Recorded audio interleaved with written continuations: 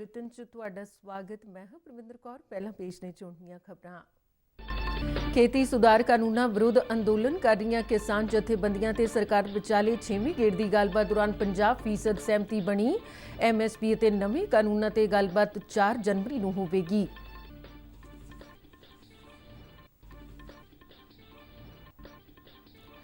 केंद्रीय कैबिनेट की मीटिंग दौरान उद्योगिक विकास नूं वधाउण अते इथनॉल के उत्पादन च वाधा करन समेत कई अहम फैसले लए गए।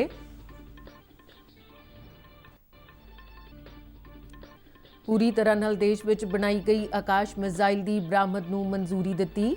रखिया मंत्री राजनाथ सिंह ने कहा कि इस फैसले नाल कई होर रखिया उपकरणां की बरामद का रस्ता पद्धरा होवेगा। प्रधानमंत्री नरेंद्र मोदी ने राष्ट्रपति नाल मुलाकात करके उन्होंने देश विदेश नाल संबंधित कई मुद्दों बारे जानकारी दी। एक दूजे नूं नवें साल की बधाई दी ते देशवासियों नूं शुभकामनावां दित्तियां। राष्ट्रपति कोविंद ने कहा कि डिजिटल तकनोलॉजी का लाभ हरेक व्यक्ति तक पहुंचाने के यतन जारी रहने चाहिए ने।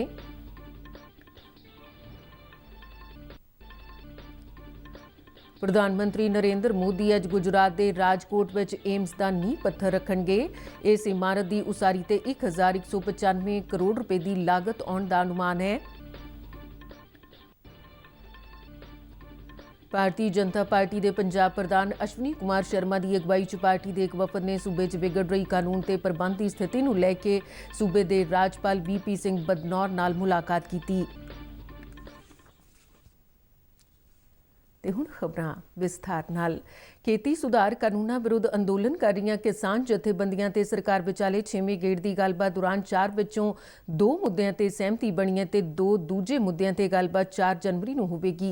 नवीं दिल्ली च कल सरकार ते किसान जथेबंदियां विचाले हुई मीटिंग च खेती मंत्री नरेंद्र सिंह तोमर, रेल मंत्री पीयूष गोयल अते वणज ते सनत राज मंत्री सोम प्रकाश मौजूद सन। मीटिंग तो बाद नरेंद्र सिंह तोमर ने कहा कि मीटिंग बहुत ही चंगे माहौल विच होई है ते 50% मुद्दों ते सहमति बनी है।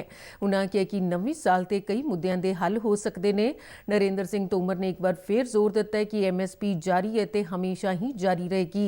उन्होंने कहा कि जिन्हां मुद्दों ते सहमति बनी है उन्हां विचों एक वातावरण अते दूजा बिजली सुधारां नाल संबंधित ने।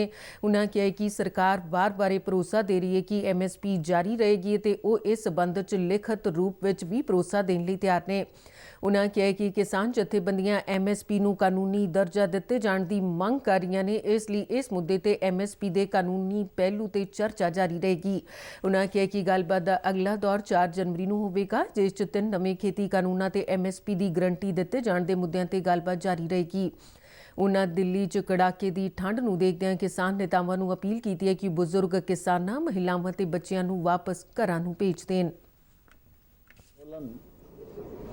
मैं सम्मिलित किसान यूनियन के नेताओं की बैठक संपन्न हुई।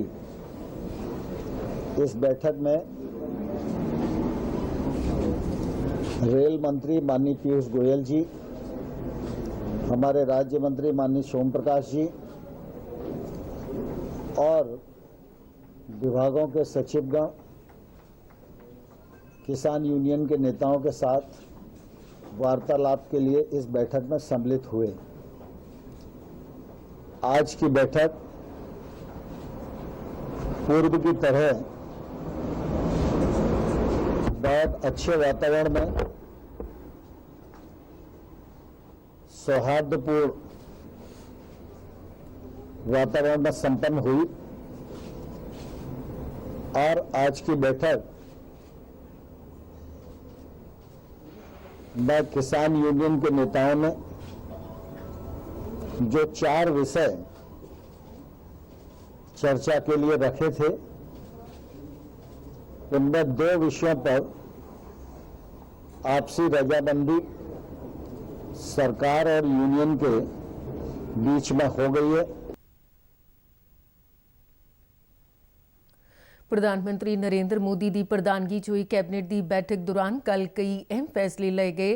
मीटिंग तो बाद प्रेस ब्रीफिंग दौरान सूचना ते प्रसारण मंत्री प्रकाश जावड़ेकर ने दस्सिया कि कल की इस बैठक में उद्योगिक विकास नूं वधाउण, इथनॉल के उत्पादन च वाधा करन, 3 देशों च नवीआं अंबैसियां तैयार करन वर्गे कई अहम फैसले लए गए। प्रधानमंत्री नरेंद्र मोदी जी की अध्यक्षता में कैबिनेट की और cabinet committee on economic affairs की मीटिंग हुई और इसमें अनेक महत्वपूर्ण निर्णय लिए गए।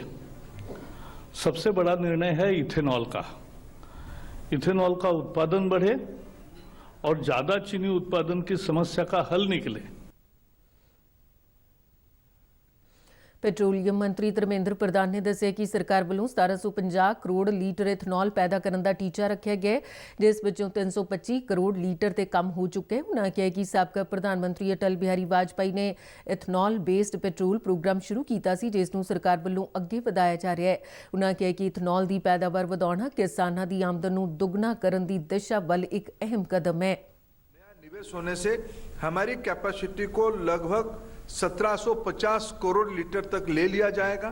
सरकार ने 8460 करोड़ रुपया की इंटरेस्ट सबवेंशन स्कीम की जिम्मेवारी लिया है। ਪੋਤ ਜਹਾਜ਼ ਰਾਹੀਂ ਅਤੇ ਜਲ ਮਾਰਗਾਂ ਬਾਰੇ ਮੰਤਰੀ ਮਨਸੁਖ ਮਾਂਡਵੀਆ ਨੇ ਦੱਸਿਆ ਕਿ ਕੱਲ੍ਹ ਦੀ ਬੈਠਕ 'ਚ ਸਨਅਤੀ ਕੋਰੀਡੋਰ ਤੇ 2,86,000 ਕਰੋੜ ਦੇ ਨਿਵੇਸ਼ ਦੀ ਮਨਜ਼ੂਰੀ ਦਿੱਤੀ ਗਈ। ਉਨ੍ਹਾਂ ਦੱਸਿਆ ਕਿ ਭਾਰਤ ਦੀ ਪੌਧ ਤੇ ਡਾਕ ਦਾ ਨਿਰਮਾਣ ਕੀਤਾ ਜਾਵੇਗਾ। 18 मीटर ड्राफ्ट वाला एक डॉक बनाने जा रहे हैं। 3,000 करोड़ खर्च से बनने वाले इस डॉक में कैप वेसल्स आ पाएगी। डॉक बनेगा तो उसका बहुत बड़ा फायदा है। मोदी जी के ये विचारों को उससे चरितार्थ होना है कि ईस्टर्न कोस्ट, ईस्टर्न पार्ट मतलब पारादीप, ये पूर्वोदय का द्वीप बनेगा। ਸਰਕਾਰ ਨੇ ਜ਼ਮੀਨ ਤੋਂ ਹਵਾ 'ਚ ਮਾਰ ਕਰਨ ਵਾਲੀ ਪੂਰੀ ਤਰ੍ਹਾਂ ਨਾਲ ਦੇਸ਼ 'ਚ ਤਿਆਰ ਕੀਤੀ ਗਈ ਆਕਾਸ਼ ਮਿਜ਼ਾਈਲ ਦੀ ਬਰਾਮਦ ਨੂੰ ਮਨਜ਼ੂਰੀ ਦਿੱਤੀ ਹੈ। ਪ੍ਰਧਾਨ ਮੰਤਰੀ ਨਰਿੰਦਰ ਮੋਦੀ ਦੀ ਅਗਵਾਈ 'ਚ ਕੱਲ੍ਹ ਨਵੀਂ ਦਿੱਲੀ 'ਚ ਹੋਈ ਕੈਬਨਿਟ ਦੀ ਮੀਟਿੰਗ 'ਚ ਇਹ ਫੈਸਲਾ ਲਿਆ ਗਿਆ। ਰੱਖਿਆ ਸਾਜ਼ੋ ਸਮਾਨ ਦੀ ਬਰਾਮਦ ਪ੍ਰਕਿਰਿਆ 'ਚ ਤੇਜ਼ੀ ਲਿਆਉਣ ਲਈ ਕਮੇਟੀ ਦਾ ਗਠਨ ਕਰਨ ਬਾਰੇ ਵੀ ਫੈਸਲਾ ਲਿਆ ਗਿਆ ਹੈ।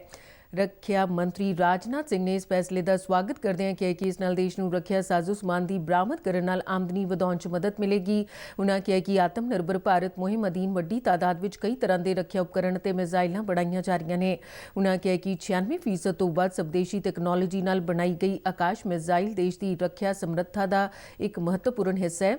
ਰੱਖਿਆ ਮੰਤਰੀ ਨੇ ਕਿਹਾ ਕਿ ਸਰਕਾਰ ਨੇ ਉਨਤ ਕਿਸਮ ਦੇ ਰੱਖਿਆ ਉਪਕਰਨਾਂ ਦੀ ਬਰਾਮਦ ਤੇ ਜ਼ੋਰ ਦਿੰਦਿਆਂ $5 ਅਰਬ ਦੇ ਰੱਖਿਆ ਸਾਜ਼ੋ ਸਮਾਨ ਦੀ ਬਰਾਮਦ ਦਾ ਟੀਚਾ ਰੱਖਿਆ। ਉਨ੍ਹਾਂ ਕਿਹਾ ਕਿ ਸਰਕਾਰ ਮਿੱਤਰ ਦੇਸ਼ਾਂ ਨਾਲ ਰਣਨੀਤਿਕ ਸਬੰਧ ਬਿਹਤਰ ਬਣਾਉਣਾ ਚਾਹੁੰਦੀ ਹੈ। ਉਨ੍ਹਾਂ ਕਿਹਾ ਕਿ ਆਕਾਸ਼ ਮਿਜ਼ਾਈਲ ਦੀ ਬਰਾਮਦ ਨੂੰ ਮਨਜ਼ੂਰੀ ਮਿਲਣ ਨਾਲ ਕਈ ਹੋਰ ਰੱਖਿਆ ਉਪਕਰਨਾਂ ਦੀ ਬਰਾਮਦ ਦਾ ਰਸਤਾ ਵੀ ਖੁੱਲ੍ਹੇਗਾ।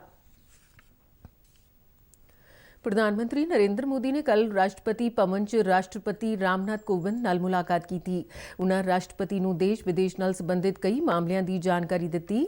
ਰਾਸ਼ਟਰਪਤੀ ਦੇ ਸਕੱਤਰੇਤ ਵੱਲੋਂ ਇਹ ਜਾਣਕਾਰੀ ਦਿੱਤੀ ਗਈ ਹੈ ਕਿ ਸ਼੍ਰੀ ਮੋਦੀ ਅਤੇ ਕੋਵਿੰਦ ਨੇ ਇੱਕ ਦੂਜੇ ਨੂੰ ਨਵੇਂ ਸਾਲ ਦੀਆਂ ਸ਼ੁਭਕਾਮਨਾਵਾਂ ਦਿੱਤੀਆਂ ਅਤੇ ਦੇਸ਼ ਵਾਸੀਆਂ ਲਈ ਬਿਹਤਰ ਭਵਿੱਖ ਦੀ ਕਾਮਨਾ ਕੀਤੀ। ਰਾਸ਼ਟਰਪਤੀ ਰਾਮਨਾਥ ਕੋਵਿੰਦ ਨੇ ਕਿਹਾ ਕਿ ਡਿਜੀਟਲ ਟੈਕਨੋਲੋਜੀ ਦਾ ਲਾਭ ਸਾਰਿਆਂ ਤੱਕ ਪਹੁੰਚਾਉਣ ਲਈ ਡਿਜੀਟਲ ਇੰਡੀਆ ਪਹਿਲਕਦਮੀ ਅਧੀਨ ਯਤਨ ਜਾਰੀ ਰਹਿਣੇ ਚਾਹੀਦੇ ਨੇ। ਵੀਡੀਓ ਕਾਨਫਰੰਸਿੰਗ ਰਾਹੀਂ ਕੱਲ੍ਹ ਡਿਜੀਟਲ ਇੰਡੀਆ ਪੁਰਸਕਾਰ 2020 ਪ੍ਰਦਾਨ ਕਰਦੇ ਰਾਸ਼ਟਰਪਤੀ ਨੇ ਕਿਹਾ ਕਿ ਸੂਚਨਾ ਟੈਕਨੋਲੋਜੀ ਤੋਂ ਪ੍ਰਾਪਤ ਨਵੇਂ ਹੱਲਾਂ ਨੂੰ ਦੇਸ਼ ਦੇ ਦੂਰ ਦੁਰਾਡੇ ਦੇ ਇਲਾਕਿਆਂ ਵਿੱਚ ਵੀ ਆਰਥਿਕ ਅਤੇ ਸਮਾਜਿਕ ਬਦਲਾਅ ਲਿਆਉਣ ਲਈ ਇਸਤੇਮਾਲ ਕੀਤਾ ਜਾਣਾ ਚਾਹੀਦਾ ਹੈ। ਕੋਵਿੰਦ ਨੇ ਕਿਹਾ ਕਿ ਹਰੇਕ ਨਾਗਰਿਕ ਦੀ ਸੁਰੱਖਿਆ ਅਤੇ ਹਿੱਤ ਵਿੱਚ ਬਿਨਾਂ ਕਾਗਜ਼ ਅਤੇ ਸੰਪਰਕ ਦੀ ਪ੍ਰਕਿਰਿਆ ਰਾਹੀਂ ਸਰਕਾਰੀ ਦਫ਼ਤਰਾਂ 'ਚ ਕੰਮਕਾਜ ਤੇ ਨਵੇਂ ਉਪਾਵਾਂ ਦੀ ਵੀ ਤਲਾਸ਼ ਕੀਤੀ ਜਾਣੀ ਚਾਹੀਦੀ ਹੈ। ਉਨ੍ਹਾਂ ਕਿਹਾ ਕਿ ਇਸ ਨਾਲ ਪ੍ਰਸ਼ਾਸਕੀ ਪ੍ਰਕਿਰਿਆਵਾਂ ਨੂੰ ਹੋਰ ਵਾਤਾਵਰਣ ਪੱਖੀ ਬਣਾਉਣ ਲਈ ਵੀ ਮਦਦ ਮਿਲੇਗੀ। ਇਹ ਪਹਿਲੀ ਵਾਰ ਹੈ ਕਿ ਡਿਜੀਟਲ ਇੰਡੀਆ ਇਨਾਮਾਂ ਦੀ ਨਾਮਜ਼ਦਗੀ ਤੋਂ ਲੈ ਕੇ ਇਨਾਮ ਵੰਡ ਸਮਾਗਮ ਤੱਕ ਦੀ ਪੂਰੀ ਪ੍ਰਕਿਰਿਆ ਆਨਲਾਈਨ ਆਯੋਜਿਤ ਕੀਤੀ ਗਈ। Significant step in our lives due to robust ICT penetration is the digital inclusion. This digital inclusion has touched our lives in most simple ways as payments through internet banking, or as simple as Unified Payment Interface or UPI. ਪ੍ਰਧਾਨ ਮੰਤਰੀ ਨਰਿੰਦਰ ਮੋਦੀ ਅੱਜ video conferencing ਰਾਹੀਂ ਗੁਜਰਾਤ ਦੇ ਰਾਜਕੋਟ 'ਚ AIIMS ਦੀ ਇਮਾਰਤ ਦਾ ਨੀਂਹ ਪੱਥਰ ਰੱਖਣਗੇ। ਏਮਸ ਦੀ ਨਵੀਂ ਇਮਾਰਤ ਲਈ 201 ਏਕੜ ਜ਼ਮੀਨ ਅਲਾਟ ਕੀਤੀ ਗਈ ਹੈ। ਇਸ ਦੀ ਉਸਾਰੀ ਤੇ ਕੋਈ 1,195 ਕਰੋੜ ਰੁਪਏ ਦੀ ਲਾਗਤ ਆਉਣ ਦਾ ਅਨੁਮਾਨ ਹੈ। 2022 ਦੇ ਮੱਧ ਤੱਕ ਇਸ ਦੀ ਉਸਾਰੀ ਪੂਰੀ ਹੋ ਜਾਣ ਦੀ ਸੰਭਾਵਨਾ ਹੈ। ਅਤ ਆਧੁਨਿਕ ਸਹੂਲਤਾਂ ਵਾਲੇ 750 ਬਿਸਤਰਿਆਂ ਦੇ ਇਸ ਹਸਪਤਾਲ ਵਿੱਚ 30 ਬਿਸਤਰਿਆਂ ਦਾ ਇੱਕ ਆਯੁਸ਼ ਬਲਾਕ ਵੀ ਹੋਵੇਗਾ। ਇਸ ਤੋਂ ਇਲਾਵਾ MBBS ਦੇ ਕੋਰਸ ਲਈ 125 ਸੀਟਾਂ ਤੇ ਨਰਸਿੰਗ ਦੀ ਸਿਖਲਾਈ ਲਈ 60 ਸੀਟਾਂ ਦੇ ਬਲਾਕ ਦੀ ਵੀ ਉਸਾਰੀ ਕੀਤੀ ਜਾਵੇਗੀ। ਪ੍ਰੋਗਰਾਮ ਦੌਰਾਨ ਗੁਜਰਾਤ ਦੇ ਰਾਜਪਾਲ ਆਚਾर्य देवव्रत, ਮੁੱਖ ਮੰਤਰੀ ਵਿਜੇ ਰੂਪਾਨੀ, ਕੇਂਦਰੀ ਸਿਹਤ ਮੰਤਰੀ ਡਾਕਟਰ ਹਰਸ਼ਵਰਧਨ ਅਤੇ ਸਿਹਤ ਰਾਜ ਮੰਤਰੀ ਅਸ਼ਵਨੀ ਕੁਮਾਰ ਚੌਬੇ ਵੀ ਹਾਜ਼ਰ ਰਹਿਣਗੇ। ਕੇਂਦਰੀ ਬਿਜਲੀ ਮੰਤਰੀ RK ਸਿੰਘ ਨੇ ਦੇਸ਼ ਦੇ ਸਾਰੇ ਹੀ ਸੂਬਿਆਂ ਦੀਆਂ ਸਰਕਾਰਾਂ ਨੂੰ ਕਿਹਾ ਕਿ ਉਹ ਆਪੋ ਆਪਣੇ ਸੂਬੇ 'ਚ ਘੱਟੋ-ਘੱਟ ਇੱਕ ਸ਼ਹਿਰ ਨੂੰ ਗ੍ਰੀਨ ਸਿਟੀ ਵਜੋਂ ਵਿਕਸਿਤ ਕਰਨ। ਨਵੀਂ ਦਿੱਲੀ 'ਚ ਕੱਲ੍ਹ ਉਨ੍ਹਾਂ ਕਿਹਾ ਕਿ ਦੇਸ਼ 2030 ਤੱਕ ਆਪਣੀ ਬਿਜਲੀ ਉਤਪਾਦਨ ਸਮਰੱਥਾ ਦਾ 60% ਹਿੱਸਾ ਸਵੱਛ ਅਤੇ ਹਰਿਆਲੀ ਸਰੋਤਾਂ ਤੋਂ ਹਾਸਲ ਕਰ ਲਵੇਗਾ। ਉਨ੍ਹਾਂ ਕਿਹਾ ਕਿ ਸਰਕਾਰ ਦੇਸ਼ 'ਚ ਨਵੀਂ ਅਤੇ ਨਵਿਆਉਣਯੋਗ ਊਰਜਾ ਸਰੋਤਾਂ ਨੂੰ ਵਿਕਸਿਤ ਕਰਨ ਲਈ ਵਚਨਬੱਧ ਹੈ। ਉਨ੍ਹਾਂ ਕਿਹਾ ਕਿ ਸਰਕਾਰ ਵਿਸ਼ੇਸ਼ ਧਿਆਨ ਦਿੱਤੇ ਜਾਣ ਵਾਲੇ ਖੇਤਰਾਂ 'ਚ ਨਵੀਂ ਅਤੇ ਹਰੀ ਊਰਜਾ ਦੀ ਦਿਸ਼ਾ 'ਚ ਤੇਜ਼ੀ ਨਾਲ ਕੰਮ ਕਰ ਰਹੀ ਹੈ। ਉਨ੍ਹਾਂ ਕਿਹਾ ਕਿ ਕੇਂਦਰ ਨੇ ਦੇਸ਼ 'ਚ ਬਿਜਲੀ ਦੀ ਘਰ-ਘਰ ਤੱਕ ਪਹੁੰਚ ਨੂੰ ਵਧਾਉਣ ਦੀ ਦਿਸ਼ਾ 'ਚ ਮਹੱਤਵਪੂਰਨ ਪ੍ਰਾਪਤੀ ਹਾਸਲ ਕੀਤੀ ਹੈ। ਵਿਸ਼ਵ ਵਿਆਪੀ ਕੋਵਿਡ ਮਹਾਮਾਰੀ ਦੇ ਬਾਵਜੂਦ ਕੋਈ 18 ਮਹੀਨਿਆਂ ਦੇ ਅਰਸੇ 'ਚ ਤਕਰੀਬਨ 2 ਕਰੋੜ 80 ਲੱਖ ਨਵੇਂ ਬਿਜਲੀ ਖਪਤਕਾਰ ਬਣੇ ਨੇ। ਉਨ੍ਹਾਂ ਕਿਹਾ ਕਿ ਹੁਣੇ ਜੇ ਲਾਗੂ ਕੀਤੇ ਗਏ ਬਿਜਲੀ ਖਪਤਕਾਰਾਂ ਦੇ ਅਧਿਕਾਰਾਂ ਦੇ ਜ਼ਿਕਰ ਕਰਦਿਆਂ ਕਿਹਾ ਕਿ ਖਪਤਕਾਰਾਂ ਲਈ ਬਿਜਲੀ ਦੀ ਬਿਹਤਰ ਸੇਵਾ ਨੂੰ ਯਕੀਨੀ ਬਣਾਉਣ ਦੇ ਇਰਾਦੇ ਨਾਲ ਇਹ ਅਧਿਕਾਰ ਲਾਗੂ ਕੀਤੇ ਗਏ ਨੇ। ਕੇਂਦਰ ਸਰਕਾਰ ਵੱਲੋਂ ਪਿਛਲੇ ਸਾਲ ਸ਼ੁਰੂ ਕੀਤੀ ਗਈ ਕੁਸੁਮ ਯੋਜਨਾ ਦਾ ਜ਼ਿਕਰ ਕਰਦਿਆਂ ਸਿੰਘ ਨੇ ਕਿਹਾ ਕਿ ਇਸ ਯੋਜਨਾ ਨਾਲ ਬਿਜਲੀ ਦੀ ਕਾਫੀ ਬਚਤ ਹੋਈ ਹੈ। ਭਾਰਤ ਸਰਕਾਰ ਨੇ ਬਰਤਾਨੀਆ ਤੋਂ ਆਉਣ ਅਤੇ ਜਾਣ ਵਾਲੀਆਂ ਸਾਰੀਆਂ ਉਡਾਨਾਂ ਤੇ ਲੱਗੀ ਅਸਥਾਈ ਪਾਬੰਦੀ 7 ਜਨਵਰੀ 2021 ਤੱਕ ਵਧਾ ਦਿੱਤੀ ਹੈ। ਸ਼ਹਿਰੀ ਹਵਾਬਾਜ਼ੀ ਮੰਤਰੀ ਹਰਦੀਪ ਸਿੰਘ ਪੁਰੀ ਨੇ ਕਿਹਾ ਕਿ ਇਸ ਸਮੇਂ ਤੋਂ ਬਾਅਦ ਮੁੜ ਉਡਾਨਾਂ ਸ਼ੁਰੂ ਹੋਣ ਤੇ ਸਖਤ ਨਿਯਮਾਂ ਦੀ ਪਾਲਣਾ ਕੀਤੀ ਜਾਵੇਗੀ ਅਤੇ ਇਸ ਸੰਬੰਧੀ ਵੀ ਵਿਸਥਾਰਤ ਜਾਣਕਾਰੀ ਦਾ ਐਲਾਨ ਛੇਤੀ ਹੀ ਕੀਤਾ ਜਾਵੇਗਾ। ਇਸ ਤੋਂ ਪਹਿਲਾਂ ਬਰਤਾਨੀਆ ਤੋਂ ਆਉਣ ਵਾਲੀਆਂ ਸਾਰੀਆਂ ਭਾਰਤ ਉਡਾਨਾਂ ਤੇ 31 ਦਸੰਬਰ ਤੱਕ ਰੋਕ ਲਗਾਈ ਗਈ ਸੀ। ਕੇਂਦਰੀ ਸਿਹਤ ਮੰਤਰਾਲੇ ਨੇ ਸ਼ਹਿਰੀ ਹਵਾਬਾਜ਼ੀ ਮੰਤਰਾਲੇ ਨੂੰ ਸਿਫਾਰਿਸ਼ ਕੀਤੀ ਸੀ ਕਿ ਬਰਤਾਨੀਆ ਤੋਂ ਭਾਰਤ ਆਉਣ ਵਾਲੀਆਂ ਉਡਾਨਾਂ ਤੇ ਰੋਕ ਦੀ ਮਿਆਦ 7 ਦਿਨ ਤੱਕ ਵਧਾ ਦਿੱਤੀ ਜਾਵੇ। ਡਾਇਰੈਕਟਰ ਜਨਰਲ ਸਿਹਤ ਸੇਵਾਵਾਂ ਦੀ ਅਗਵਾਈ 'ਚ ਸੰਯੁਕਤ ਨਿਗਰਾਨੀ ਸਮੂਹ ਤੇ ਭਾਰਤੀ ਮੈਡੀਕਲ ਖੋਜ ਪ੍ਰੀਸ਼ਦ ਦੇ ਮਹਾਨਿਦੇਸ਼ਕ ਅਤੇ ਨੀਤੀ ਆਯੋਗ 'ਚ ਸਿਹਤ ਸੰਬੰਧੀ ਮਾਮਲਿਆਂ ਦੇ ਮੈਂਬਰ ਦੀ ਸਾਂਝੀ ਪ੍ਰਧਾਨਗੀ 'ਚ ਰਾਸ਼ਟਰੀ ਕਾਰਜ ਬਲ ਦੇ ਸੁਝਾਅ ਦੇ ਆਧਾਰ ਤੇ ਇਹ ਸਿਫਾਰਿਸ਼ ਕੀਤੀ ਗਈ। ਕੇਂਦਰੀ ਸਿਹਤ ਸਕੱਤਰ ਨੇ ਸਾਰੇ ਸੂਬਿਆਂ ਨੂੰ ਚਿੱਠੀ ਲਿਖ ਕੇ ਕਿਹਾ ਕਿ ਅਜਿਹੀਆਂ ਸਾਰੀਆਂ ਘਟਨਾਵਾਂ ਤੇ ਸਖਤ ਨਜ਼ਰ ਰੱਖੀ ਜਾਵੇ ਜਿਨ੍ਹਾਂ ਤੋਂ ਵਿਆਪਕ ਤੌਰ ਤੇ ਲਾਗ ਫੈਲਣ ਦਾ ਸ਼ੱਕ ਹੋਵੇ। ਇਹ ਨਿਰਦੇਸ਼ ਵੀ ਦਿੱਤਾ ਗਿਆ ਕਿ ਨਵੇਂ ਸਾਲ ਦੇ ਸਮਾਗਮ ਅਤੇ ਉਨ੍ਹਾਂ ਨਾਲ ਸੰਬੰਧਿਤ ਹੋਰ ਪ੍ਰੋਗਰਾਮਾਂ ਅਤੇ ਸਰਦੀ ਦੇ ਮੌਸਮ ਨੂੰ ਵੇਖਦਿਆਂ ਭੀੜ ਇਕੱਠੀ ਹੋਣ ਤੋਂ ਰੋਕਣ ਦੇ ਉਪਾਅ ਕੀਤੇ ਜਾਣ। ਕੇਂਦਰ ਸਰਕਾਰ ਨੇ ਕੋਵਿਡ ਮਹਾਮਾਰੀ ਦੇ ਚਲਦਿਆਂ 2019-20 ਦੇ ਮਾਲੀ ਵਰ੍ਹੇ ਲਈ ਇਨਕਮ ਟੈਕਸ ਰਿਟਰਨ ਦਾਖਲ ਕਰਨ ਦੀ ਸਮਾਂ ਸੀਮਾ ਵਧਾ ਦਿੱਤੀ ਹੈ। ਵਿਅਕਤੀਗਤ ਤੌਰ ਤੇ ਆਮਦਨ ਕਰ ਅਦਾ ਕਰਨ ਵਾਲਿਆਂ ਲਈ ਇਹ ਸਮਾਂ ਸੀਮਾ ਅਗਲੇ ਵਰ੍ਹੇ 10 ਜਨਵਰੀ ਤੱਕ ਅਤੇ ਕੰਪਨੀਆਂ ਲਈ 15 ਫਰਵਰੀ ਤੱਕ ਵਧਾਈ ਗਈ ਹੈ। ਇਸ ਤੋਂ ਪਹਿਲਾਂ ਵੀ ਸਰਕਾਰ ਆਮਦਨ ਕਰ ਰਿਟਰਨ ਦਾਖਲ ਕਰਨ ਦੀ ਸਮਾਂ ਸੀਮਾ 2 ਵਾਰ ਵਧਾ ਚੁੱਕੀ ਹੈ। ਭਾਰਤੀ ਜਨਤਾ ਪਾਰਟੀ ਦੇ ਪੰਜਾਬ ਪ੍ਰਧਾਨ ਅਸ਼ਵਨੀ ਕੁਮਾਰ ਸ਼ਰਮਾ ਦੀ ਅਗਵਾਈ 'ਚ ਪਾਰਟੀ ਦੇ ਇੱਕ ਵਫਦ ਨੇ ਸੂਬੇ 'ਚ ਵਿਗੜ ਰਹੀ ਕਾਨੂੰਨ ਤੇ ਪ੍ਰਬੰਧ ਦੀ ਸਥਿਤੀ ਨੂੰ ਲੈ ਕੇ ਸੂਬੇ ਦੇ ਰਾਜਪਾਲ VP ਸਿੰਘ ਬਦਨੌਰ ਨਾਲ ਮੁਲਾਕਾਤ ਕੀਤੀ। ਇਸ ਮੀਟਿੰਗ ਦੌਰਾਨ ਉਨ੍ਹਾਂ ਕਿਹਾ ਕਿ ਪੰਜਾਬ 'ਚ ਭਾਰਤੀ ਜਨਤਾ ਪਾਰਟੀ ਦੇ ਨੇਤਾਵਾਂ ਦਾ ਘਿਰਾਓ ਕੀਤਾ ਜਾ ਰਿਹਾ ਹੈ ਅਤੇ ਸੱਤਾਧਾਰੀ ਕਾਂਗਰਸ ਪਾਰਟੀ ਭਾਰਤੀ ਜਨਤਾ ਪਾਰਟੀ ਨੂੰ ਆਉਂਦੀਆਂ ਨਗਰ ਨਿਗਮ ਚੋਣਾਂ ਤੋਂ ਦੂਰ ਰੱਖਣਾ ਚਾਹੁੰਦੀ ਹੈ। ਉਨ੍ਹਾਂ ਇਲਜ਼ਾਮ ਲਗਾਇਆ ਕਿ ਪੰਜਾਬ ਦੇ DGP ਕਾਂਗਰਸ ਸਰਕਾਰ ਦੀ ਕਠਪੁਤਲੀ ਬਣੇ ਹੋਏ ਨੇ। ਇਨ੍ਹਾਂ ਨੇਤਾਵਾਂ ਨੇ ਰਾਜਪਾਲ ਨੂੰ ਦੱਸਿਆ ਕਿ ਸੂਬੇ 'ਚ ਨਗਰ ਨਿਗਮ ਚੋਣਾਂ ਕਰਾਉਣ ਲਈ ਸਹੀ ਮਾਹੌਲ ਨਹੀਂ ਹੈ। BSF ਵੱਲੋਂ ਡੇਰਾ ਬਾਬਾ ਨਾਨਕ 'ਚ ਪੈਂਦੀ ਸਰਹੱਦੀ ਨਿਗਰਾਨ ਚੌਕੀ ਮੇਤਲਾ ਨੇੜੇ ਤਲਾਸ਼ੀ ਦੌਰਾਨ 10 ਪੈਕੇਟ ਹੈਰੋਇਨ ਬਰਾਮਦ ਕੀਤੀ ਗਈ। ਇਸ ਤੋਂ ਇਲਾਵਾ BSF ਨੇ 3 ਪਿਸਤੌਲਾਂ ਤੇ 6 ਮੈਗਜ਼ੀਨ ਸਮੇਤ ਹਥਿਆਰ ਤੇ ਗੋਲੀ ਸਿੱਕਾ ਵੀ ਬਰਾਮਦ ਕੀਤਾ ਹੈ। ਡਿਊਟੀ ਤੇ ਤੈਨਾਤ BSF ਦੇ ਜਵਾਨਾਂ ਨੇ ਕੰਡਿਆਲੀ ਤਾਰ ਨੇੜੇ ਕੁਝ ਹਲਚਲ ਦੇਖੀ ਤੇ ਸ਼ੱਕੀ ਤਸਕਰਾਂ ਨੂੰ ਵੰਗਾਰਦਿਆਂ ਫਾਇਰਿੰਗ ਕੀਤੀ। ਬਾਅਦ 'ਚ ਇਸ ਥਾਂ ਦੀ ਤਲਾਸ਼ੀ ਦੌਰਾਨ ਹੈਰੋਇਨ ਅਤੇ ਹਥਿਆਰਾਂ ਦੀ ਇਹ ਖੇਪ ਬਰਾਮਦ ਕੀਤੀ ਗਈ ਹੈ। ਤੇ ਇਸ ਦੇ ਨਾਲ ਹੀ ਖਬਰਾਂ ਦਾ ਬੁਲੇਟਿਨ ਖਤਮ ਹੋਇਆ। ਨਮਸਕਾਰ।